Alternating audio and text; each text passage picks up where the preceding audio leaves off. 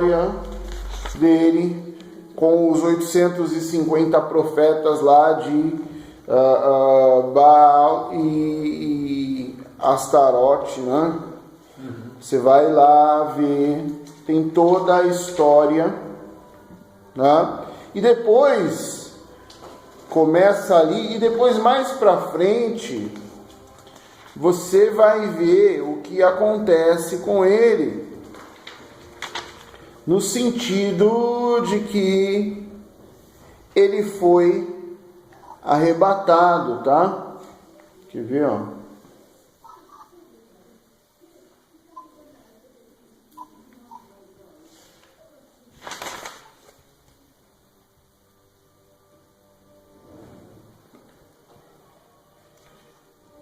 Cadê?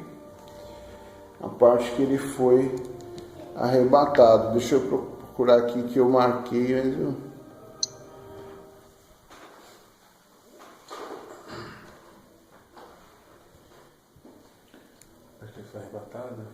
tá lá mais pra frente.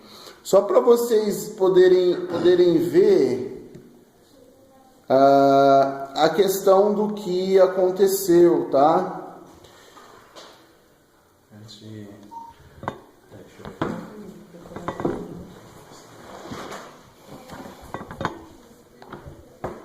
Vamos colocar aqui. Achou? Lá em...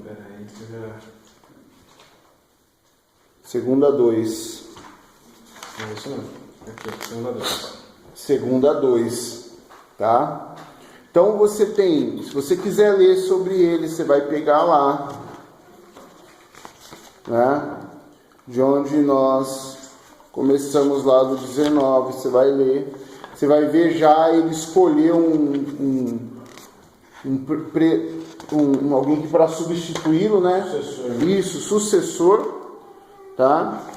E você vai ler toda a situação do altar, e aquela história do fogo sobre o altar e tal. E no 2 Reis 2, você vai ver a questão dele ser trasladado, né? Então você lê, quer ver, ó?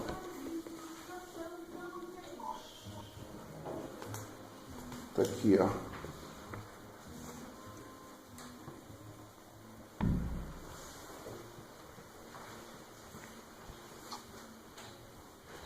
No 2:11. E quando eles estavam indo, caminhando e conversando, de repente uma carruagem incandescente. Então olha só, vamos parar aqui. Uma carruagem incandescente. Porque quando o locutor dessa história, o escritor, estava narrando, ele descreveu uma carruagem incandescente.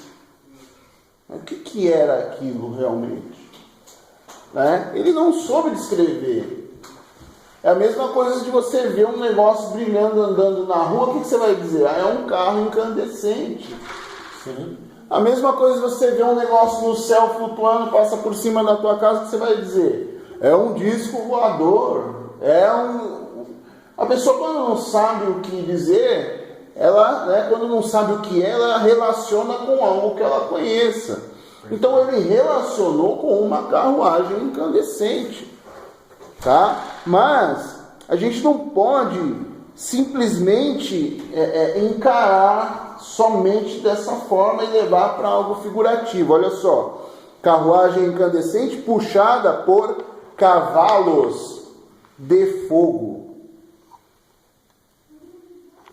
Então ele relacionou a cavalos. Ela estava sendo puxada por algo de fogo. Mas nós não temos como aplicar, pegar aqui e mostrar uma foto, não dá, né? Então o povo figura muito, né? Carro de fogo, aquelas coisas todas. De onde vem os corinhos de fogo? De onde vem os corinhos de fogo? Um carro de fogo. Os separou um do outro, então entrou entre um e outro. E Eliarro foi levado aos céus num redemoinho. interessante. Agora, outra coisa, Eliahu viajava num redemoinho. Ele ia de uma cidade para outra, levado pelo Eterno, num redemoinho. Que coisa, hein? Verdade. Muita gente fala sobre poder, isso e faz aquilo. Você já viu, mano? Se alguém sair flutuando aí, rodando no redemoinho... O pessoal roda de outro jeito. O pessoal tenta fazer um redemoinho, mas não dá certo, né? Então, para vocês verem... Oi? Fala mais alto. Ah, tá. Para vocês verem a situação do que era já naquela época, tanto tempo atrás. Então, esse aqui também não morreu. Ele não morreu. Ele foi levado ainda vivo. Moshe, que é Moisés, morreu por quê? Tanto que o inimigo lutou, tentou pegar o corpo dele. A Escritura fala sobre isso. E Rassatã disputou com Miguel, os ossos de Moshe, né? Isso. Fala sobre isso. Então Moshe morreu. E se ele morreu, ele vai reviver quando? Lá no final. No último dia. Por quê? Porque a Escritura já relata que ao homem é dado morrer uma única vez, depois disso vem o quê? O juízo. Então só vai morrer uma vez. Que é o que acontece com as duas testemunhas. Eles vão vir para morrer. Por que eles vão ter que morrer? Porque todo homem vai ter que passar por essa morte. Perfeito. Não é? Só não vai passar quem? Quem no momento da transformação estiver vivo. Mas quem ficou lá para trás, esse corpo que eles subiram, por mais santos que eles pudessem parecer na boca de muitos, ele vai ser também transformado. E é engraçado você ter falado isso daí, porque a gente tem a transfiguração lá no monte, lembra? De Machia, né? E as duas testemunhas, elas estão de pé diante do trono do Altíssimo. Elas não estão no mesmo... Elas não estão no mesmo... Como vou dizer assim? Elas estão do lado, eles estão de pé, onde eles estão sempre ali diante do trono. Então, automaticamente você imagina o seguinte: esse monte onde foi transfigurado, o monte que ele estava naquela transfiguração era o que? Era o Monte Sião? Não, ele estava... Ali não era no Getsemane, não? Era Getsemane? Eu acho que era, se não era próximo, o jardim ali, né? Ou pelo Monte das Oliveiras. Acho que era o Monte das Oliveiras. Alguma coisa do tipo. Ou seja, mostra que realmente aqueles dois que eles viram, aquele pessoal não tem como a gente afirmar se era Enoque, né, e Eliahu. Mas podia ser também 2 anjos, não sei. Eles podem ter visto e ter falado que era Moshe, que eles falam, Moshe não sei por quê, porque viram... porque na verdade eles não conheceram... Exatamente. A situação toda, por conta já de tradução e coisa mais. E a questão de ser Enoque não poderia aparecer na Escritura também. Por quê? Porque o livro de Enoque, etíope, ele foi banido durante muito tempo, tanto que ele não consta na tua Escritura aí, não consta na nossa Escritura, porque esse livro ele foi banido. Esse livro ele não foi publicado durante muito tempo. Hoje você tem acesso, mas o que nós temos é uma tradução do inglês para o português. Tá? E ele foi tirado de circulação no Ocidente, mais no Oriente. Na Etiópia, por exemplo, ele continua no meio dos judeus etíopes, ele continua valendo. Ele é um livro válido e é um dos livros mais antigos de que se tem notícia do que vai se dizer respeito à revelação, à escritura e tudo mais, porque ele vem lá atrás, desde o começo. Tá? Então imaginava-se que o livro de Jó era um livro super antigo e tudo mais. Tá? Só que Enoque é muito mais antigo. Ou pelo menos a narração de Enoque, a narrativa dele da escritura e dos acontecimentos, pode-se dizer, uma das mais antigas. Por que ele foi tirado? O livro ele foi tirado justamente porque esse livro ele foi escrito por alguém que ele era um hebreu e que ficaria muito fácil descobrir que os hebreus vêm da região da qual nós temos falado sempre, né? Então você não tem como mostrar um livro que há milênios é utilizado lá no meio do povo etíope, mostrar lá em Roma e falar assim, não, esse livro aqui foi escrito por romanos ou foi escrito por judeus askenazes. Por quê? Porque há já mais de milênios ele é lido na Etiópia. E o reino de, por exemplo, o reino de Aksum na Etiópia, ele sobreviveu às invasões católicas. A época da Inquisição Católica, eles não conseguiram conquistar alguns reinos da Etiópia, justamente onde muitos livros continuaram guardados, muitas cópias continuaram guardadas. Quando eles vieram a conquistar já mais recente agora, coisa que já foi mais recente, eles queimaram muita coisa. Mas por ser um livro sagrado para o judeu etíope, esse livro ele continua vigorando, continua guardado, tudo. Só que nós precisamos tomar um certo cuidado, porque quando você vai para a escritura que você tem na mão, vai falar que a transfiguração foi Moshe.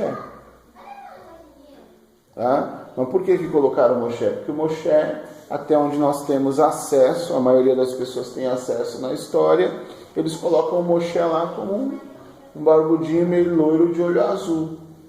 Como é que é ter um etíope desse jeito, né? Então eles mudaram aí, certamente eles mudaram essa narrativa de que seria Moshe. Por quê? Porque senão você tem parâmetro aí para reencarnação. Porque ele vai vir como testemunha agora e vai morrer de novo. Aí é reencarnação. E a Escritura não aprova, não é isso que a Escritura fala. A Escritura fala que o homem vai nascer, viver e morrer uma só vez. Depois disso ele ressurge para o juízo ou para a vida eterna.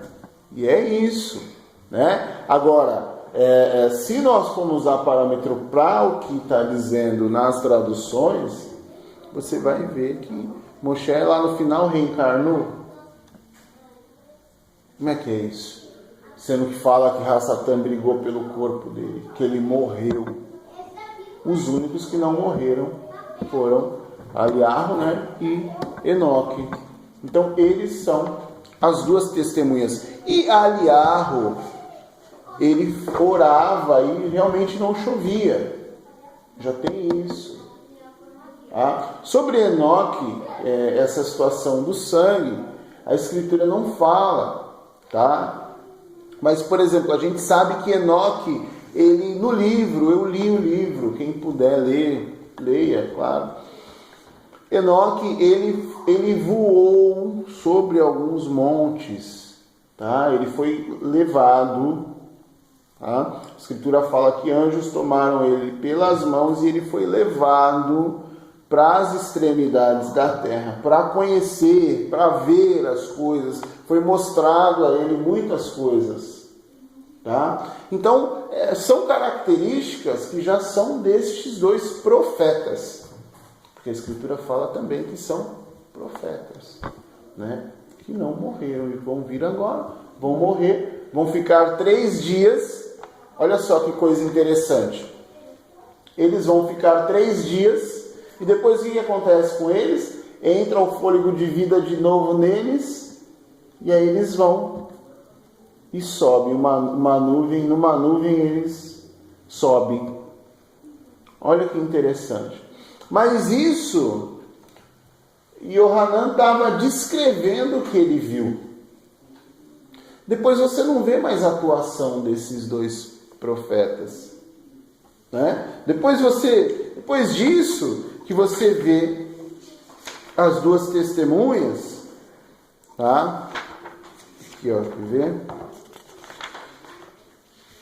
Depois que você vê as duas testemunhas, aí você vai para os chofars, tá? Ó, você não vê mais, ó, você pode olhar, você não vê mais informação nenhuma sobre eles,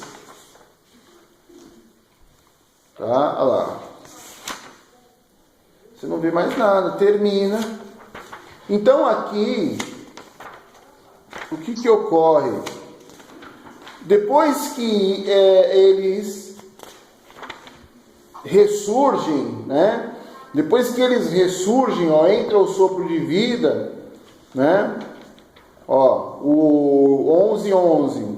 Mas depois daqueles 3 dias e meio veio o sopro de vida da parte do Eterno, soprou sobre eles, e eles se levantaram, em um grande tremor caiu sobre a terra que os viram, sobre as pessoas que os viram. Aí os 2 profetas ouviram uma forte voz que tinha vindo dos céus, que lhes disse: subam aqui, enquanto os seus inimigos olhavam. Os 2 profetas subiram aos céus numa nuvem. Naquela hora houve um violento terremoto, e a 10ª parte da cidade foi destruída. E no terremoto morreram 7.000 pessoas, e os sobreviventes ficaram atemorizados e exaltaram o Criador do céu. O segundo ai já passou, o terceiro ai virá em breve. Olha aqui. Aí você vai falar: poxa vida, eles reencarnaram. Poxa, olha como é complicada a situação. Eles reencarnaram, eles morreram, e aí depois de 3 dias e meio eles voltei. Só que o que acontece? Eles subiram e não foram mais vistos. E aí? Pô, mas você acabou de falar que não tinha reencarnação. Mas o que aconteceu com o corpo de Moshe? O corpo de Moshe, ou os ossos, como algumas traduções dizem. Provavelmente ele foi enterrado em algum lugar. O anjo enterrou? Então. O anjo foi lá e enterrou os ossos dele. Porque aqui Yohanan viu eles viverem de novo e subir. Foi isso que ele viu? Ele está descrevendo isso, certo? E depois essas testemunhas não foram vistas mais. Eles subiram ao céu. Cadê a serpente do deserto que eles olhavam e ficavam curados quando a cobra picava? Cadê a arca da aliança? Cadê esses tesouros preciosos que... Você percebeu que tudo que tem algum tipo de poder realmente sobrenatural, o Eterno recolhe? Verdade. Então, será que eles voltaram à vida nesse corpo que havia morrido? Ou não? Eu creio que sim. Será que realmente esse corpo reviveu? Depois dessa morte eles reencarnaram ou não? Porque esses corpos eles foram levados. O que pode acontecer, e aí, na verdade... Sendo que a Escritura ela fala sobre a questão de reencarnação. Não, olha só que coisa interessante. A Escritura fala só que todos que viram ficaram atemorizados, viram o corpo embora. Eu aqui... Eu vejo algo diferente. Por exemplo, é igual a carruagem de fogo. Ele viu o cavalo de fogo lá. Mas será que era um cavalo de fogo? Ele viu uma carruagem, mas será que era uma carruagem com roda, com nada? Então, nós não temos como afirmar aqui que realmente houve uma reencarnação dessas duas testemunhas. As pessoas, eles pegam essa parte, aí o que eles fazem? Eles pegam essas duas testemunhas aqui e falam: não, isso aqui é figurado. Essas duas testemunhas aqui é o povo ímpio, o povo que não conheceu o Eterno, e o povo hebreu. São eles que vão testemunhar nos últimos dias. Essa é uma outra coisa que se uma outra visão também. É uma outra visão também. Mas a gente tem Enoque e Eliarro que tem que vir, que são as testemunhas, que tem que vir para passar por essa morte aqui. Por que eles têm que vir? Porque o Mashiach passou. O Mashiach passou. Então eles têm que vir para passar.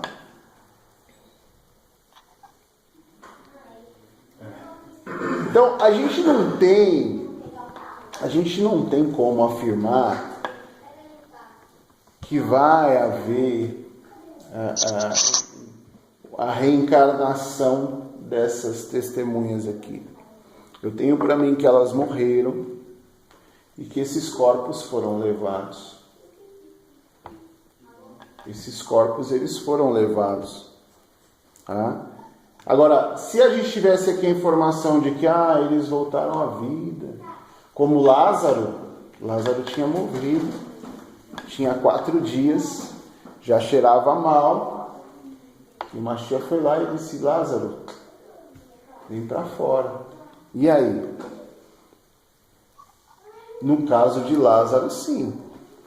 Aí a coisa é complicada. Mas a narrativa de Yohanan, amados, nós temos que tomar cuidado para a gente não cair na simbologia humana, para a gente não cair na questão da religião. Tá? Essas duas testemunhas, Aliarro e Enoque, esses corpos não podem cair em mãos erradas. Esses corpos não podem cair na mão de Hassatan, por exemplo. Porque depois você vai ver, tá? Que você vai ter, o que o livro fala? O livro fala das pragas e ele vai falar também do falso profeta, ele vai falar do antimachia, ele vai falar de figuras que usariam facilmente esses corpos para dominar, que foi o que quis fazer com Moshe. Sim.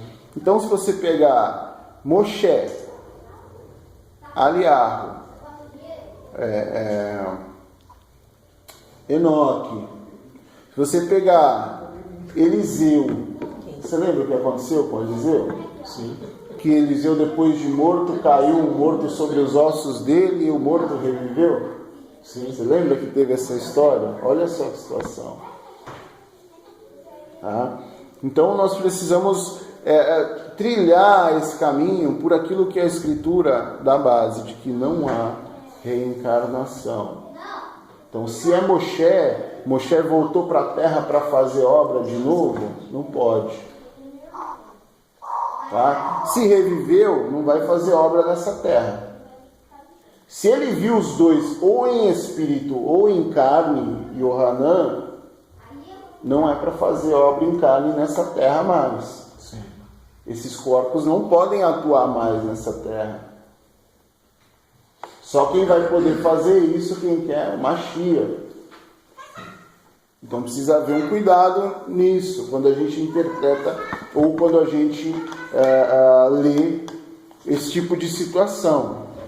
Tá? Outra coisa, sobre essa questão das duas testemunhas, para a gente poder, nós já estamos aí com um bom tempo, para a gente poder abrir para algumas perguntas, porque eu sei que vão surgir muitas dúvidas.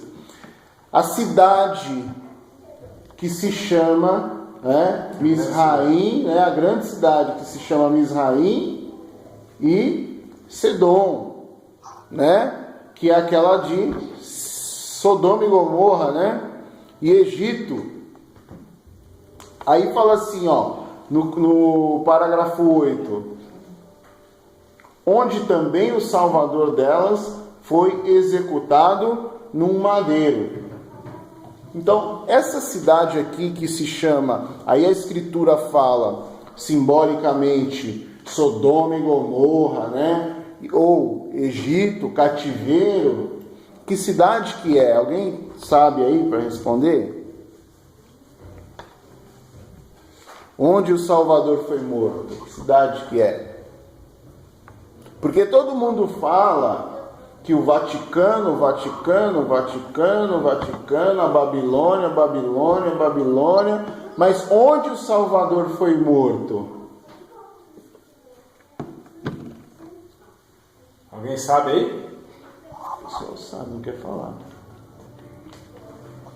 Vocês estão me ouvindo?